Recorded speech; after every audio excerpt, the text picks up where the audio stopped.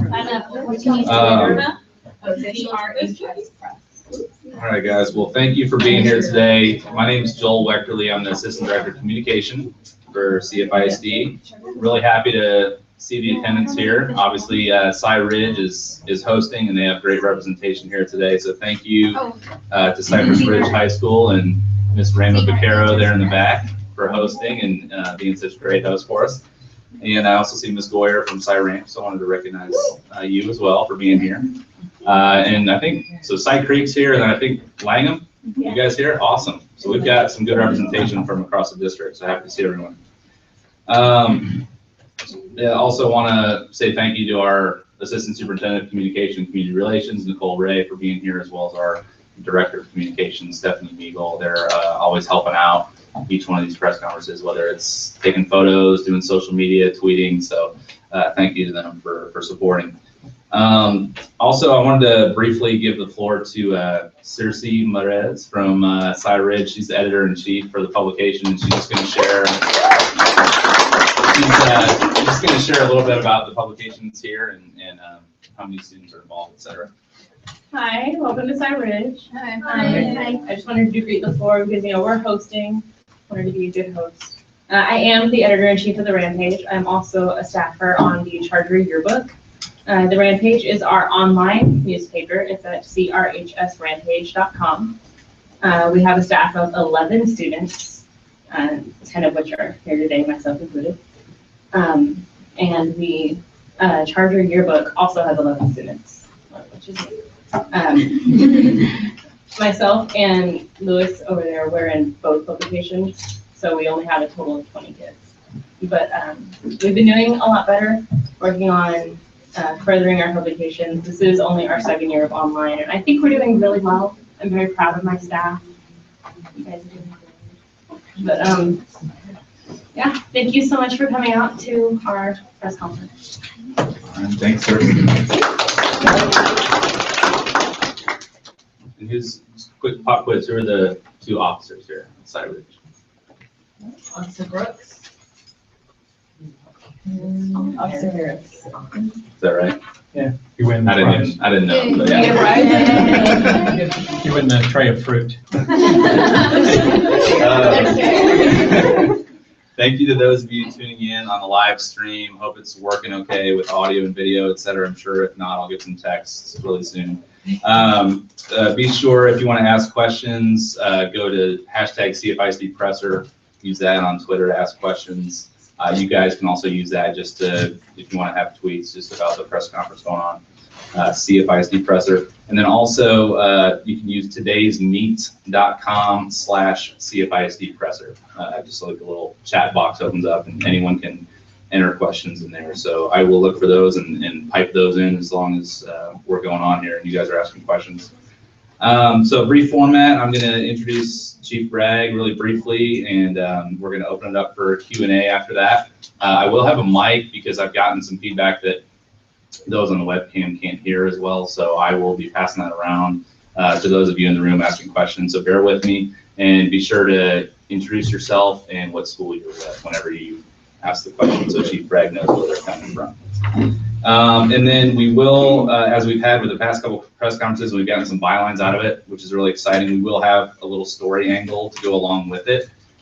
Basically, for this one, I'm leaving it open-ended. If you guys want to choose any of the subtopics in the example question sheet, which is back here if you didn't pick up a copy, bond upgrades, the new body armor that the department is getting, legislation affecting the department. So, and really anything, the new hiring that they're having with the department, the new hiring campaign, anything you want to choose. There's a lot of good, timely stories going on with the CFISD Police Department, so there's no lack of that. But if you are interested, be sure to submit those to me by next Friday, December 18th, the last day before break at 5 p.m. So without further ado, I want to welcome our honored guest today, Chief Alan Bragg, who's been with the CFISD Police Department that he formed here after coming from Spring ISD back in 2012. They currently have nearly 80 sworn police officers and 7 security officers for 85 total individuals who are protecting our district, and they are going to be growing as they're wanting to hire more this school year. So I will let him briefly introduce himself, and then we'll move on to the Q&A. So let's welcome Chief Alan Bragg. Well, good afternoon. I appreciate the invitation to be here. I had the pleasure and honor of doing this last year at the very center. Had a great time with all the journalism students and all the people that were headed into that field. Some of you can probably imagine that for a police chief to be on this side of the podium and being fired questions, especially when it involves a very serious incident or something, the better prepared that the police chief is, and the way that they answer your questions makes your job a lot easier. And I think too, the piece that I have to share with you from the law enforcement side is, and you see it on television all the time when something tragic happens and somebody's doing a press conference, that police chief very seldom, I mean very often, cannot really say much about what they're doing because it's still an active scene, it's still under investigation. As you work through this, don't get frustrated with that because they can't make prejudgments. They can't say things and do things that might prejudice a jury further down the line. So just think about all those things that happen long after the incident's over. So with all that said, this is my 43rd year in law enforcement. Started in 1972. Wow, that was a long time ago. You know, that's what y'all are saying. It was way before Twitter. And these two people here and Stephanie back there in the back, drugged me kind of kicking and screaming into Twitter. But we are on Twitter now, so we put that on your handout sheet. So follow us if you want. We don't put stuff out there that's confidential. We don't put anything out there, but we do share what we're doing, and we're proud of the officers, and we're proud of what they do every day. And congrats to you guys for knowing the names of your 2 officers here at Cy Ridge. So that's it. I have 7 grandkids and 3 great-grandkids. Yes, I started early in life as a teenage groom at 19. So we have 7 grandkids and 3 great-grandkids. Unfortunately, none of them live in the Houston area. So I'm looking forward to a little bit of break at Christmas time so we can go to Carrollton and Frisco and see 5 of them there, and the others are in Oklahoma and Kansas. We probably won't make it up there because of weather, so that's typically not a good place to travel in the winter time. We'll see them in spring or summer. So I'll leave it at that. That's it. You've got a bio sheet probably. I think Joel prepared one for you. So I'll just open up the floor for your questions, and I'll do my best to answer them. Yes. How is working at a school, like being an officer at a school, different from being a police chief, just regularly? How is being a police officer at a school different from being like a regular police officer? Well, I think there's 2 answers to that. Most of our officers come to us with prior experience. Some of them have worked in municipal police departments or county law enforcement. And so sometimes the officers that you have on your campus have been both. They've been a law enforcement officer on the street, or they've been a sheriff's deputy, or they've been somewhere at another agency before they come to us and before we hire them. For those who are fresh out of the academy and we put them in a school, we look for and spend a lot of time and a lot of struggles to pick the right officers, not only for this district, but we go to great lengths to pick the right officer for each campus. And we want them to come to the table and come to their campus willing to be a resource for you and not the hammer. They're not there to just arrest people. They're there to be a resource for you, be somebody that you can go to in a crisis, and just know that they're there to look out for your safety and your well-being each day.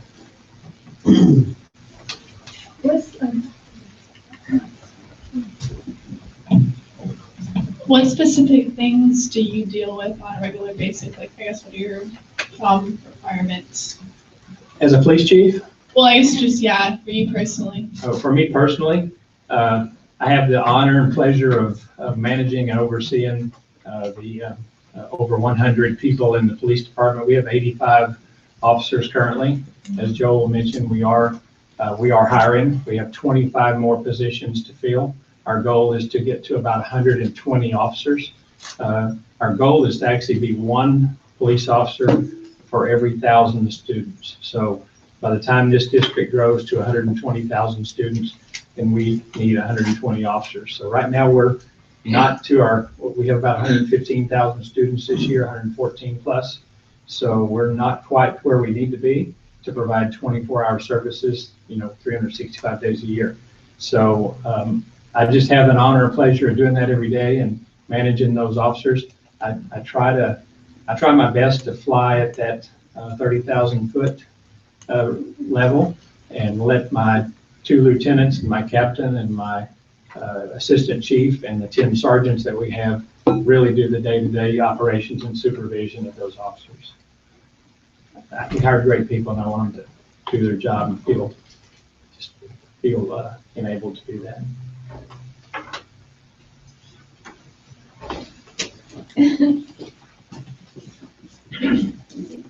Okay, so you said that you guys had a Twitter, so speaking of social media, is there like any way that social media has helped or benefited like your program in any way? We have gotten some people call us. We actually had 40 or 31 people at the Berry Center yesterday who were, I guess some of them saw it on Twitter, some of them saw it. We did run some ads in the movie theaters for about 3 months this summer. So we did have ads running before the movie started in theaters. So we got some hits from that, and we're really, every law enforcement agency across the state, across the country, is probably struggling a little bit to find good quality candidates. So it's a profession that requires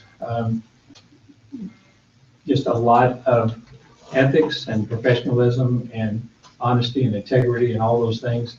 And we're unfortunately encountering people who have made some poor choices in their background, and those are people that we just can't end up processing and bringing on board. So we did test 31 people at the Berry Center Wednesday, and we're moving them forward through our process, and hopefully we'll be able to hire. Probably the rate of hire out of a group that size sometimes is about 6 to 7 people. So that's how much processing and that's how much review takes place on every candidate before they can get to the point of being sworn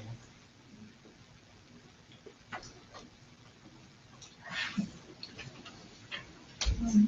With that being said, what do you feel about the attitudes towards the newer officers that are coming into the law enforcement? Their attitude or the attitude toward new officers? Both is fine. Both? I think, the attitude toward new officers, I think they do have a different outlook on things. We have changed with the times. I'd like to say that when we hire, I don't look at a new officer really any differently than I look at a seasoned officer who's been in law enforcement for 20 years. For me, they all wear the same uniform and they're all out there to do the same job. Actually, I'm appreciative of some of the things that newer, younger officers bring to the table. They're certainly more technology savvy. They're certainly more up on some of the jargon and some of the things that's out there that those officers need to know. So having a blend of young officers, mid-range officers, and seasoned, well-seasoned officers like me is a good thing for the department. I think having a balance is important. And believe it or not, those officers, regardless of their age, from 21 to 60, they all get along with each other and they're all there to work together. Remember to say your name, your school. I'm Sarah Rose. I'm from Cypress High School. Would you say that there is a lot of diversity in the police department? At one point, I haven't seen the stats probably in the last year, but our assistant superintendent over human resources told me about a year ago that we are the most diverse department in CFISD. How do you think that benefits you more than from any other school districts? Diversity is important because we have such a wide range of officers that when we get a call, if we need somebody who needs to be bilingual, we've got somebody on our staff who's bilingual. We have an officer who can respond to that call and be there to support that bilingual need. If we need somebody who is young, or if we have a lot of good female officers, and I will tell, there's a lot of females in this room, so guys don't be offended. But we have female police officers in our department and in my previous department who work circles around these guys. Now, they're probably watching this on the stream, but they need to get their act together. But we got female police officers who really have skill sets where they can engage people, talk through issues, and they just have a lot of good communication skills, and that's pretty important. I'm Vanessa from Cypress Ridge. With the holidays coming up, is there anything that you like really reinforce or mention repeatedly to the officers? Well, we do have 24-hour services, and we will have officers on duty 365 days, 24 hours a day. And believe it or not, sometimes people make poor choices, and they look at some of our schools and some of our facilities as they mistake them for shopping malls, and they think that there's computers in there, and they think there's athletic equipment in there, and they think there's things in there. And so we do have some schools that occasionally get burglarized and broken into. We have a pretty good track record of catching them because the alarm systems go off and we respond. So we're pretty proud of that. But the other times, I guess, is the schools sometimes are not really open during the holidays unless it's for athletics and some practices and things that are pre-scheduled. And sometimes students, not these students in this room, I'm sure, but sometimes students get bored and kind of migrate back to the school, and then sometimes there's mischief that might occur. So when those things happen, well, we're going to certainly respond, and then we'll get them back to their parents, hopefully.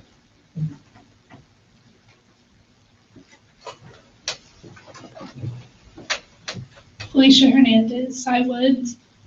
So the Twitter account that you guys newly launched, would you say that's a resource for students to reach out to you guys, or is that more just something you use to connect with, give information? I'm willing to use it either way. I mean, if we get messages from it, we're going to act on it.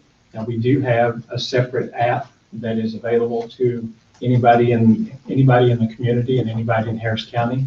It's called iWatch Harris County. And we are listed in there as an agency to send tips to and anonymous tips and reports to. So if you look on your Android or Apple Store list, you will find iWatch Harris County, and you download it, and it's on your phone.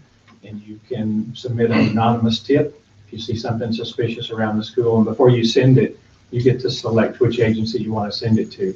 And if it comes to us, if it's a tip about bullying, if it's a tip about drugs in a school, if it's a tip about something that we need to know and maybe act on, we are going to follow up on it, and we will push that information over to the principals and to the right people so that the rest of that campus stays safe. Sarah Montalvo Langham. So you recently furnished each officer with body armor that's equipped to defend from level 2 and a level 3 threat level. Can you describe the scope of this protection, please? Yeah, and I have a vest on right now, and yes, part of this is a vest, so I don't really weigh quite this much.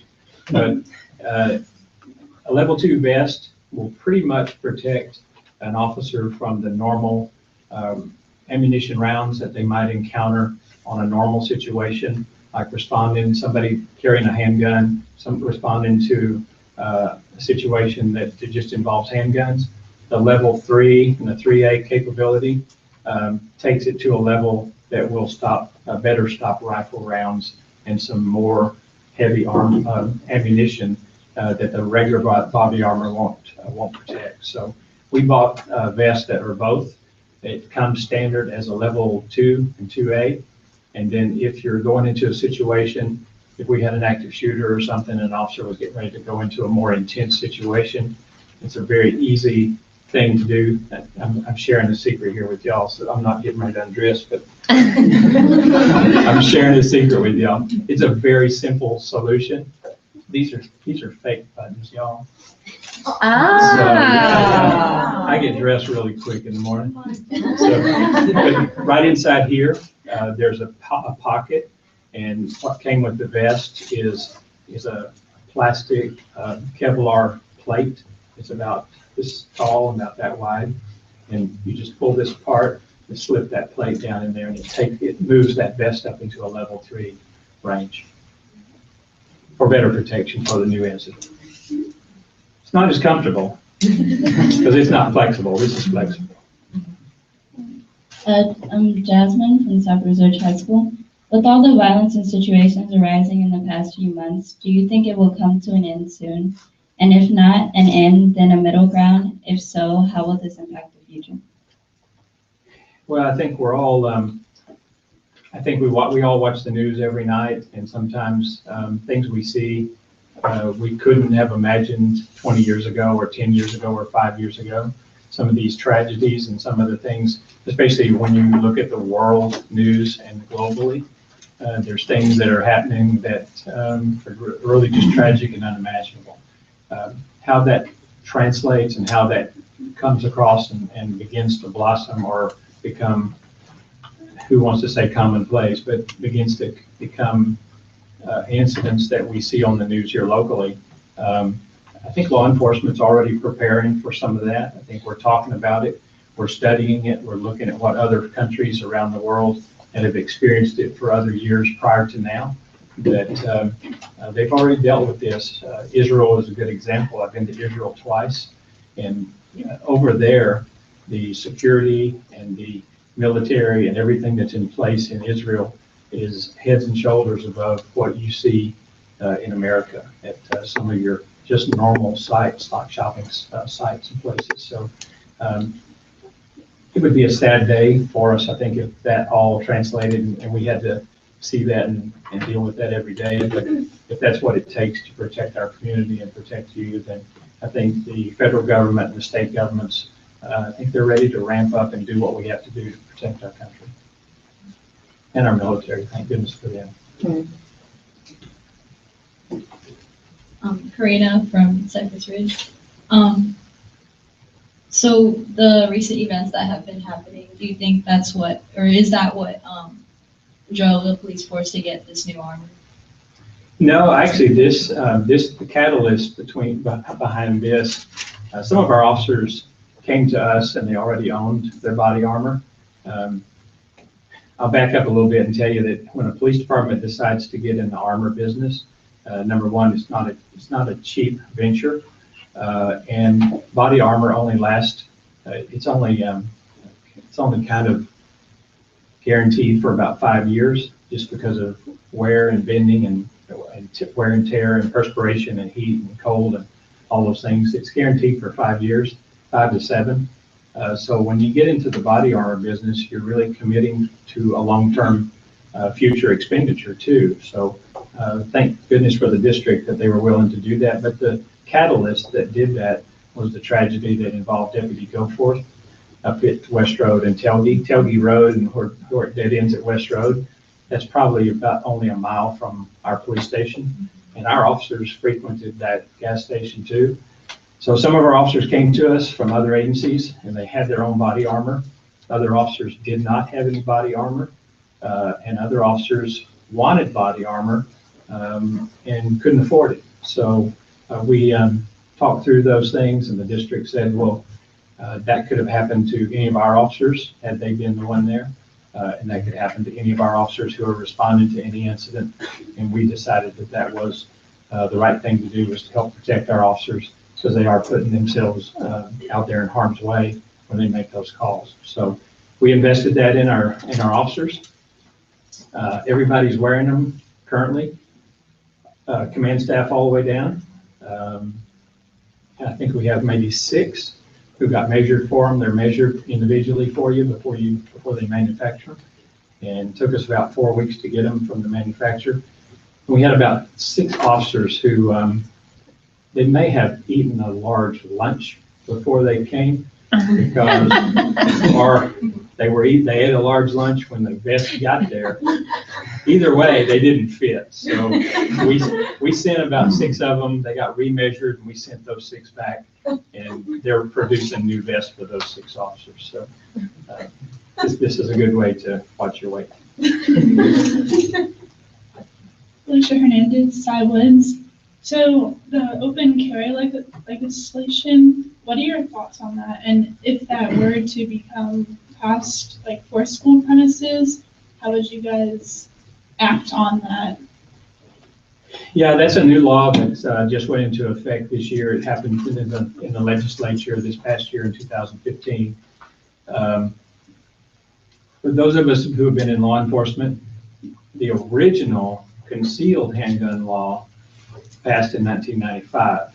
And most of law enforcement, we were walking around kind of wondering how it's going to impact us and what's going to happen. And I think there were a lot of police officers that thought maybe the world was going to end and it would be the Wild West again. And that didn't happen. We had responsible people who wanted to get a concealed handgun license. They went through the course. They registered bought their weapon, and they carried it responsibly. And we're hoping that the open carry that's just an extension of that law. They didn't write a new law. They just took the concealed handgun law and took out the word concealed all the way through it. And now it's the Texas carry law. So a person who has a license can now carry their firearm either concealed under their coat, under their shirt, anything like that, concealed anytime they want, but they can also carry it openly in a holster. It has to be a holster, a waist holster on the belt, or a shoulder holster and visible. So if it's got a coat, if you have a coat on, it's concealed carry. They take their coat off, it's open carry. So with that said, there are I know there's at least 2 or 3, but I think there's multiple Attorney General opinions pending, and they have to give us a ruling on those before the law goes into effect. So our Attorney General is reviewing those, and the one that is the one that we're watching most closely is how they're going to define premises. Right now, the concealed handgun law says that you can't go onto the premises of a school with a concealed weapon.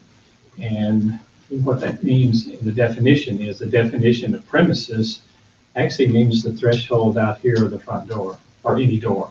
You can't go inside the building with a concealed weapon. We want that. We don't really care if it's that way in the new law. We just want to make sure if it means more than that, if it says premises and it includes the parking lot, we need to know.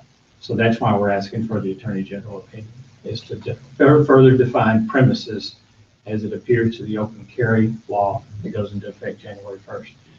My concern with it, and probably my interest in getting a good Attorney General opinion on it, is I feel more concerned. I still think we're going to have responsible people carrying and doing it, but I think my concern more is for really for the receptionists at the school and the people who sit down here in the circular reception area here in front of Cy Ridge, and probably your campus too, and especially our elementary schools.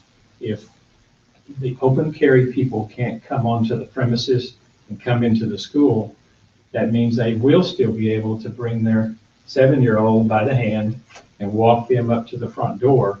And so the receptionist is going to look outside so the first 2 or 3 weeks, we're going to probably get a lot of calls. And they're going to be walking toward the front door, and the receptionist may see a visible weapon and probably is going to call the police department because they may not be familiar with that change. So that's my big concern, is it's going to alarm some folks in our schools if premises doesn't include the parking lots. If it only includes the school, we will have parents who will walk their kids to the front door with weapons. I am Lewis from Cypress Ridge, and are there any other major policy changes that you would like to see in the next few years? Oh gosh, I think the one that I'm most excited about, and heaven knows, I hope I work and live long enough to see it. Policy changes includes a lot of things, but there was one policy that was created and an initiative right now. Everybody in this room probably knows how crowded and how overloaded the internet is, and broadband and your cell phones and everything. Well, law enforcement uses a lot of technology on a daily basis. So right now they did passed a policy and passed a law to create a public safety broadband network.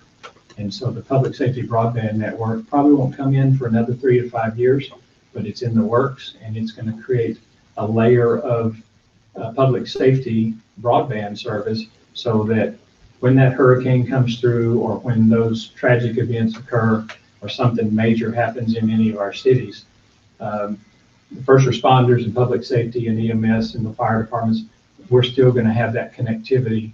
Still, it's a separate layer from cell phones. Cell phones may still be backed up. Everybody's trying to make phone calls. You still may not be able to make phone calls, but the public safety layer for receiving those calls and being able to respond is going to be out there separate, and it's going to give us an extra layer of electronic coverage to respond to your service. You don't have a question yet? You have a question yet? Hi, I'm Lisa Gonzalez from Fire Ridge, and I was wondering, since you are a family man, obviously, and seeing the crime that's around here, has that ever affected the way you treat your children when it comes to safety and their lives? Well, I think any parent who doesn't talk to their kids about safety and, be careful when you cross whether it's be careful when you cross the street, or we don't really want you going to that area, and it's a bad thing not to do is to be out looking out for your children's safety. So it makes me think a little bit, because five of my grandchildren are still in school. My third oldest grandson is a junior up in Carrollton, Louisville ISD, and so he's playing football, and I'm probably worried about him more playing football than I do him getting shot or something, but he's playing lacrosse and football. So every time we visit them, we talk to them, and they watch the news, and we see things on TV together, and we talk about it. And I think that's a thing that responsible parents and grandparents do, is when those topics come up, you just have to be open and honest and talk about it, and talk about solutions and ways that they can protect themselves that maybe they haven't thought of yet.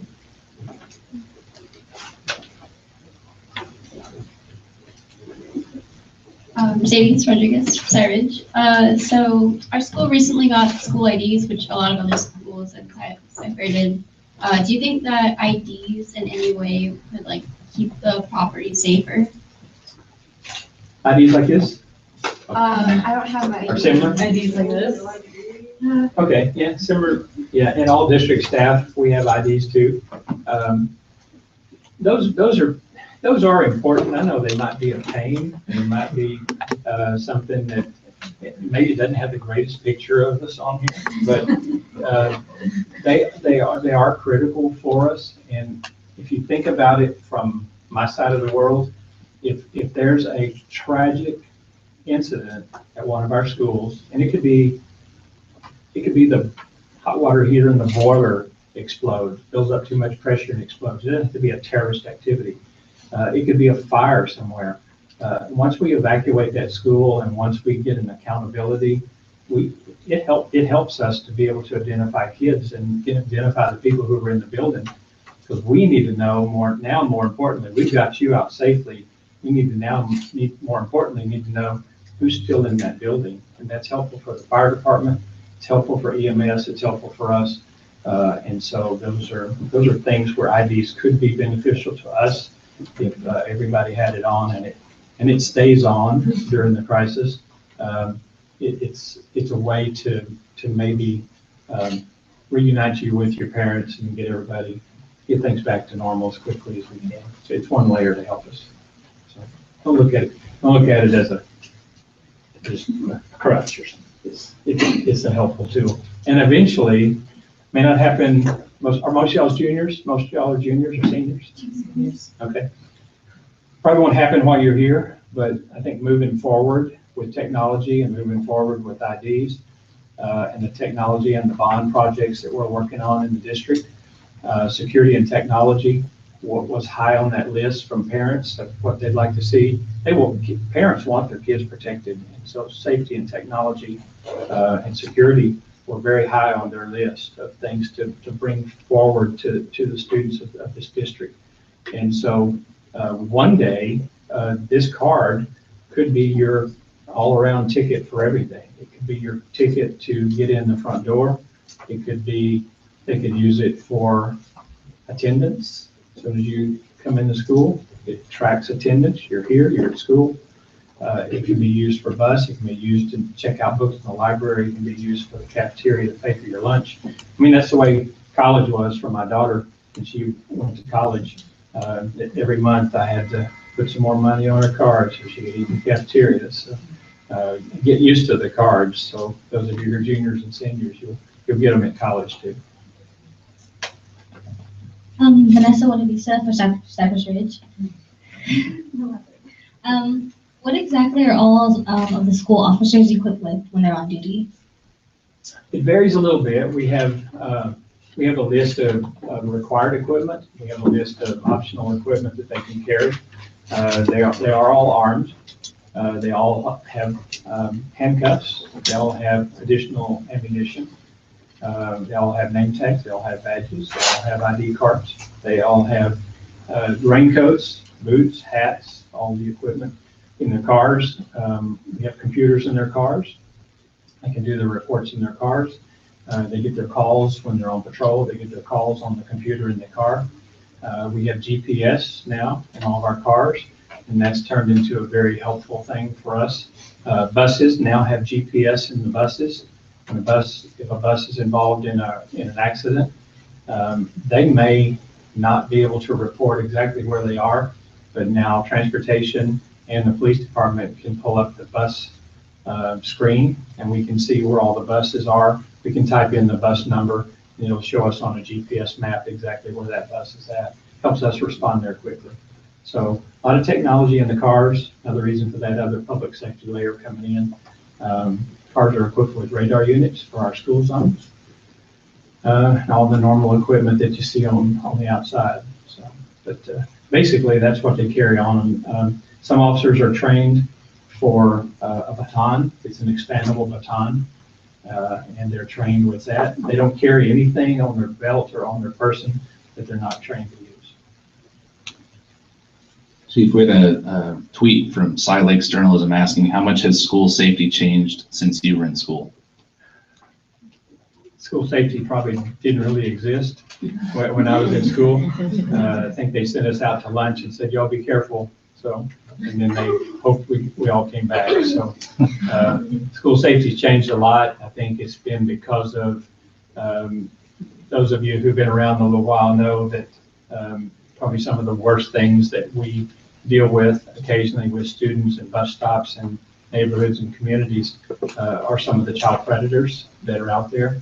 And they're trying to pick up kids. They're trying to get kids, get in the car with them. They're trying to, the worst thing I had growing up as a kid was probably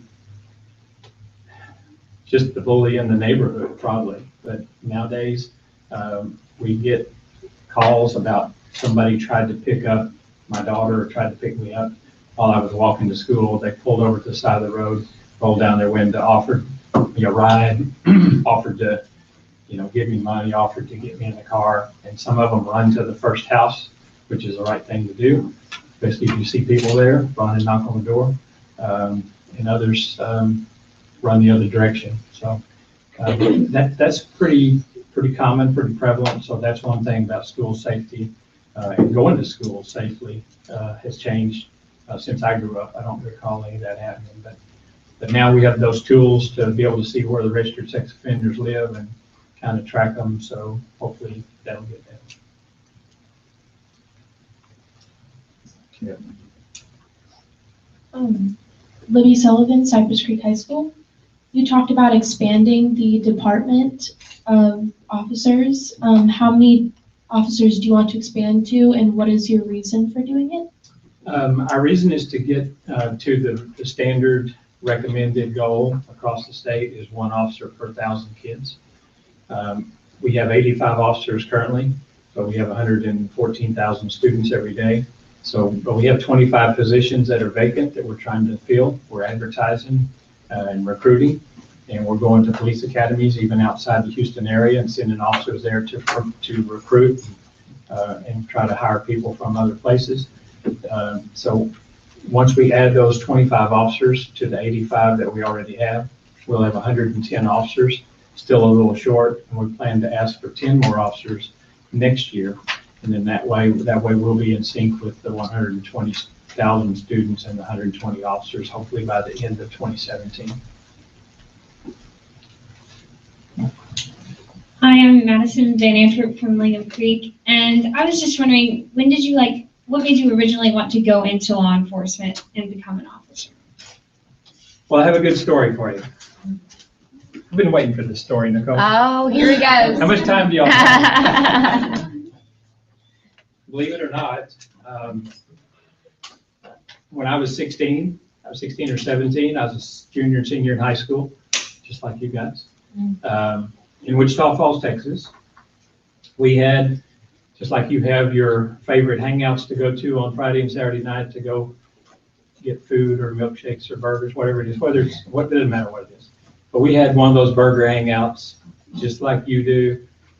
We all were there on Friday and Saturday night in the restaurant or the burger place, because we had a few rowdy football players, a few rowdy people that were hanging out there. They did hire 2 police officers to work out there just to make sure nobody got into a fight. No different than today.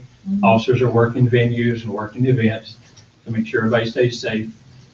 And 2 of those officers that worked that event, I watched them and I learned from them, and I realized that they were there to help us and serve us and keep us safe. And they were very personable and engaging. They were community-based police officers before we even knew what that term meant. And so they engaged the students, they talked to us, we knew where the line was at, and we knew if we crossed the line, there were going to be consequences, and we're probably going to, if somebody came up there and had alcohol, they're probably getting a ticket for minor possession. If somebody came up there with tobacco, they were probably getting, we knew all those things. So we knew where the line was at. As long as we didn't cross the line, they were out there visiting with us, talking to us, and several of my friends had some pretty cool cars with big engines, big wheels, and so they would always come over and talk to the officers, and officers would come over and talk to them. So those were 2 good officers, and when I watched them and learned from them, I decided that might be a pretty cool job. So the worst part of this story is when I was 20 years of age, they had an ad in the paper that I walked into the Wichita Falls Police Department, and I walked in and told the sergeant who was sitting there, I said, I want to be a police officer. And he never got up from his chair. He just looked up and he said, how old are you, boy? I said, well, I'm 20. He said, well, you got to be 21 years old to work here. He said, how much do you weigh? And I said, 130. I was 130. That was a long time ago. I had 130 on one half of it. I said, I'm 130. So he pulled the chart up and he looked at, he said, 6'1", 130. He said, you have to weigh 160 pounds. He said, get out of here. So he threw me out of the office, basically. So I went away. I was devastated to be like you, saying you want to go get a journalism job, and you walk in and they say, oh, you don't weigh enough or you're not old enough, get out of here. So that's what happened to me. So for a week or so, I felt sorry for myself, and I got more mad about it than I got hurt. Finally, one day, a couple of days later, I kind of woke up and said to myself, I'm going to get older. I got one obstacle already. I'm going to get older. And I said, I bet I could probably gain weight. So I was looking for a job when he sent me away, because I was working part-time in college. And so I took a job driving a vending truck, going around filling vending machines. And the company said, we want you to know what you're selling so you can eat anything on the truck you want. I was home free. So I ate cookies, crackers, peanut butter, chips. I ate it all. Candy bars. Did that for a year and a half. Moon pies were my favorite. candy Hershey bars. I mean, everything on the truck was mine, peanuts. And only thing they required was whatever you eat, save the wrappers, put them over here in the box so we can take them off of our inventory and they know where they went. So so I did. So I ate. So a year and a half later, I still wanted to be a police officer. So I walked back into that office, same guy, same sergeant sitting there, girl, same sergeant sitting there. I said, I want to be a police officer. And he looked up at me and he handed me an application because I was still 6'1", but I weighed 180. So I ate 50 pounds driving that truck around. So the rest is history. I got on the police department. They ran probably about 10 pounds off of me the first 8 weeks I was there in the police academy. But I kind of got up around 200, 220, 225, about 230 was my highest weight. 230, 240 was the highest I ever weighed in law enforcement. But unfortunately, my partner and I, he was a little bit bigger than I was. So I was about 230, he was about 250. And so on Saturday night, they put us together in one of the patrol cars, and he and I had to respond to all the fights at the bars. So, because we had these two huge guys walking in, and most of the time we walked in and they said, oh, cops are here, and they all left. So, didn't have to get in many fights when you're that size. So that's how my law enforcement career got me here. I'm Roxanne, I'm here and I'm from Cypress Ridge. And I was wondering, with many recent police brutality situations happening all around the world, what would you say for citizens who have lost respect for police officers? You know, I hope they understand, especially when it's happening to them and their family and it's one of their family members. The best thing that I like to see from that is justice. And if that officer was wrong and was not doing the right thing at the right time, there's never a place for brutality, but there are times and places for use of force for the officer to protect themselves. But for somebody to abuse or brutalize or take advantage of someone's civil rights, we all in law enforcement hope that justice prevails and that they get their day in court, and that if they are proven guilty, that they serve time on it. So for those who lost respect during that process, I guess we don't have a lot of control over that, other than to train our officers and make sure that those that are coming behind us know how to do it the right way and not let those things happen. In the many years of your career, Very many. what moments do you find like rather unique or that you still think about today? I still remember my first fatality accident. It involved a DWI driver. And believe it or not, you know, law enforcement officers are sometimes affected by those things, because those are the kind of images you don't get out of your head very quick. So remember my first fatality accident? I wasn't in it. I just responded to it and had to remove a lady from a car. So helped load her in the ambulance, but she didn't make it. Remember the accident involving some children. Car overturned, and 2 or 3 of the small children got ejected.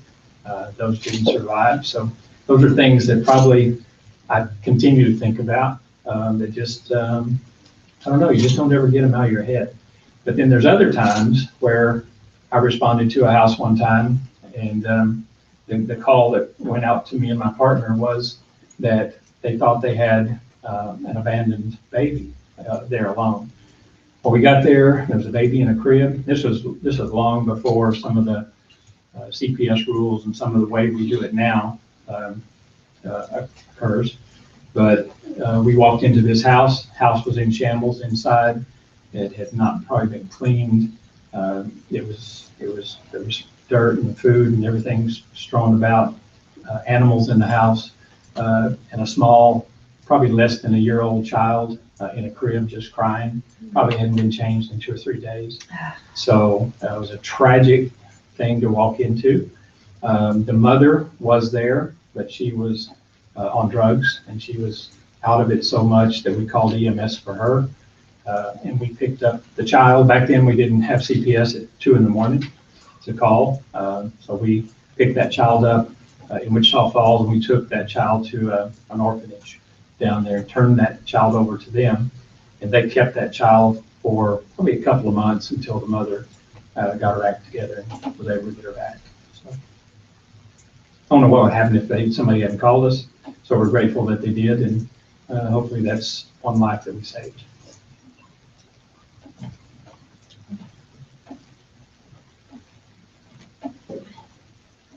My name is Roland Eam, and I'm from Cypress Ridge High School. From your first day in law enforcement and as it progressed till now, was there any cases which bended logic, for example, a supernatural occurrence? Not that I recall.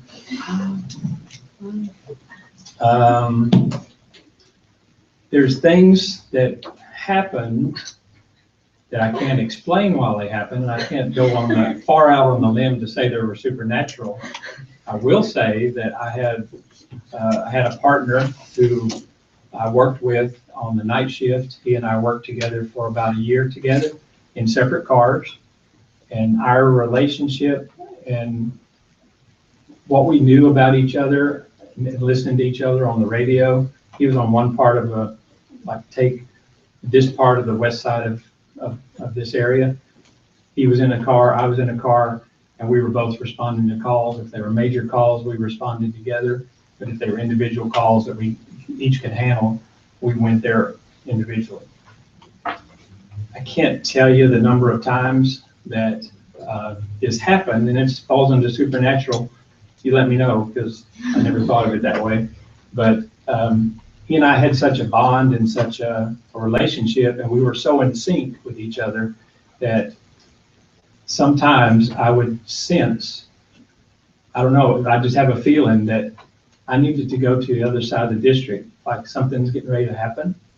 And I would start driving that direction. And before I would get there, he would call out on a major traffic stop that was turned into something pretty bad.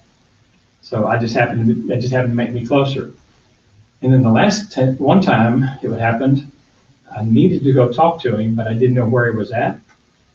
So I just drove out to his side of the district, and I thought he called out on a traffic stop over here and over here. I triangulated it in my head, and I thought he's probably right around here somewhere. And I turned down the alley to go look for him, and he was coming the opposite way.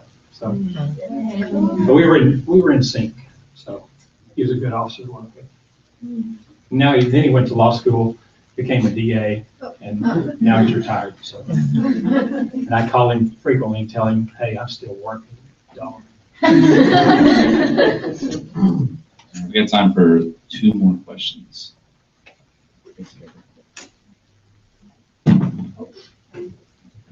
Hello, I'm Jasmine from Cypress Ridge High School. Is that around here? I think so.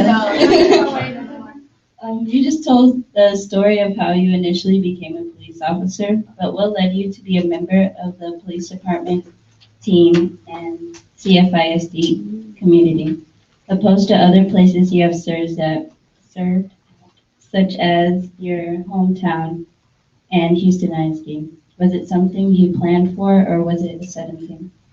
I don't think ever in my early years I thought about moving to Houston. I think everywhere I've ever worked and everywhere I've ever gone and moved to, and I've only lived in Wichita Falls, and I moved to Houston in 1981, and I moved down here. I don't know why I moved down here. I just knew I needed to be in the Houston area, and when I moved down here, I just knew that this is where I was supposed to be, and I came down here and I took a job as a lieutenant with the Houston ISD Police Department. I left my job up in Wichita Falls, but I just knew I needed to come to Houston, and I still can't explain why. But and then I knew also when I lived out in the Spring area, and when Spring ISD advertised in 1990 that they were going to start their own police department. I thought, I could do that. I could start a police department. I never started one before, but I could do that. So I threw my name in the hat with 35 people and got selected to do it. And I worked there as the chief for 21 years. And then when Cyfair started talking about doing it here, something told me to put my application in. I just think I've always been led to go to the right place at the right time.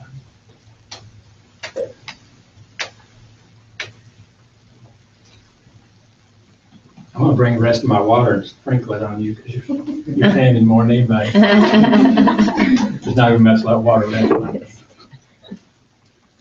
Libby Sullivan, Cypress Creek. Could you tell me a little bit about 911 bears? 911 bears. I got a call about 2 weeks ago from a lady over at Lone Star College. She said that they had a Lone Star College, Christina at Lone Star College called and said that they had taken on, without our knowledge or anybody's knowledge, I think they just did it in-house.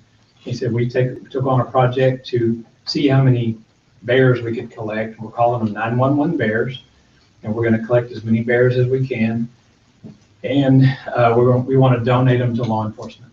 So you've probably seen little stuffed animals sometimes in the back rear deck of some of the police cars. We don't always have them, but when we have them, we try to keep 2 or 3 stuffed animals or bears in the trunk of the car or somewhere in the vehicle.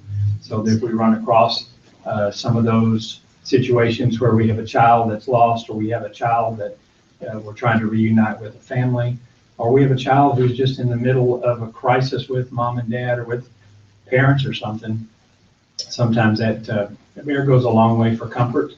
So I was over there last Friday, and they had about 1,150 bears collected. And so there were 3 or 4 police agencies represented there, and they invited us to be one of them because we serve 115,000 kids almost. So we probably have plenty of opportunities, especially at the elementary level, to run into those CPS cases and some of those things that are going to happen at our elementary schools, probably more than middle schools and high schools. And those of you who have been around and know some of the situations that we deal with around the holiday season, a lot of those instances and calls that we get to the schools involve child custody disputes. So there's child custody issues where orders are in place for the non-custodial parent to have the child during Christmas, or have the child during Thanksgiving, and have the child during different times. And unfortunately, parents continue to kind of fight about that a little bit in court. And one parent will go to court, get a newer court order, and they show up at school and they want to take the child. And we sometimes end up in the middle of that. And the worst part of it is the kids are in the middle too. So they're usually the recipients of our bears. So just something to get their mind off the situation. All right, well, everyone, let's give Chief Bragg a round of applause.